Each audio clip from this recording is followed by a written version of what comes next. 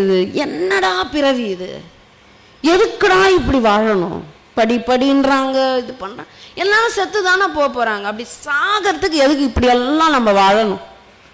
அதுவும் மரணம் ரொம்ப பயமா இருக்குங்க. இந்த அதுவும் முதுமையை பார்த்து ரொம்ப பயப்படும். பிணி, இந்த பிணி உண்டவர்களை பார்த்தா எவ்வளவு பெரிய ஆஜானு பாகுவா இருப்பாங்க, வலிமையானவர்களா இருப்பாங்க, படித்தவர்களாக இருப்பாங்க, பதவியில இருந்தவங்களா இருப்பாங்க. அந்த பிணி வந்தவன் அவங்களுடைய எல்லா கர்வமும் போயிடும். அந்த படுக்கையில பாயில படுத்து ஹாஸ்பிட்டல்ல போய் அவங்கள பார்க்கும்போது, இவங்களா, எப்படிப்பட்ட ஆளியா, என்ன ட்ரெஸ் பண்ணுவாங்க, எப்படி அந்த கார்ல போறதும், அந்த 10 பேர் அவங்க பின்னாடி வர்றதும், என்னையா ஆச்சு, என்னையா இந்த பிணி என்பது இப்பேற்பட்டதா, நமக்கு அவங்கள பார்த்து இல்ல, நம்மளுக்கும் இப்படி வந்துருமோ, இந்த வாழ்க்கை ஒன்றும் இல்லைன்னு தோணணும். அவங்கள பார்த்து பாவம்னு சொல்லிட்டு வரக்கூடாது, இதுவும் பாவம், யாருக்கு வேணாலும் எப்போ வேணாலும் வரும். பிணி, இந்த மூப்பு பார்த்துருக்கீங்களா, முதுமை, கொஞ்சம் 60 வயது 50லயே அப்படி கொஞ்சம் 60 வயதானவன யாரா இருந்தாலும் தளர்ச்சி, ஊன்றுகோல், பேச்சு தடுமாறும், காது கேட்காது, கண்ணு சரியா பார்க்க முடியாது, சொன்னதையே சொல்லுவாங்க, மறந்துடுவாங்க. அவ்வளவு கம்பீரமா இருந்தவங்க காமெடி பீஸ் ஆயிடுவாங்க.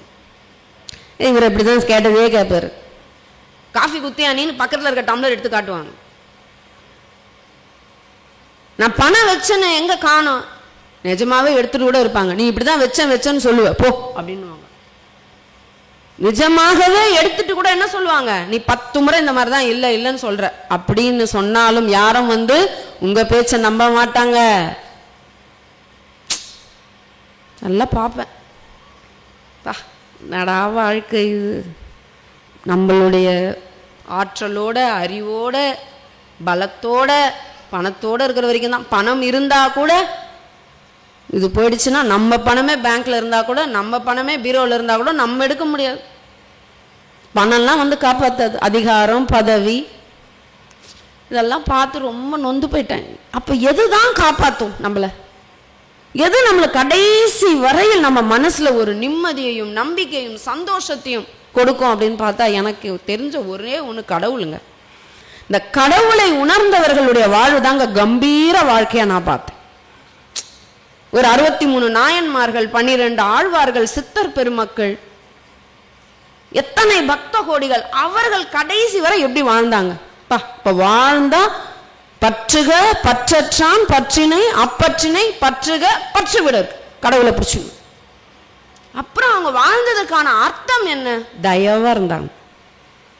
4 பேர் அவங்க போன பின்னாடி கண்ணீர் சிந்துனாங்க பாத்தீங்களா. சம்பந்தமே இல்லாதவங்க எல்லாம் இன்ன வரைக்கும் அவங்களுக்கு விழா கொண்டாடுறோம். 63 நாயன்மார்களுக்கும் எங்க வள்ளல் பெருமானார் எல்லாருமே, நான் யார் பேரை சொல்லலனாலும் நீங்க வச்சுக்கோங்க, மற்றவர்களுக்காக, தன் ரத்த சம்பந்தம் இல்லாதவர்களுக்காக கூட எவன் ஒருவன் ஊருக்காக வாழ்ந்த உள்ளம் தலைவனாகலாம். யாருக்கென்று அழுத போதும் தலைவனாகலாம். ஊருக்காக வாழ்ந்த உள்ளம் சிலைகளாகலாம். ஊருக்காக வாழணும். நம்ம எங்க அப்படி வாழணும்.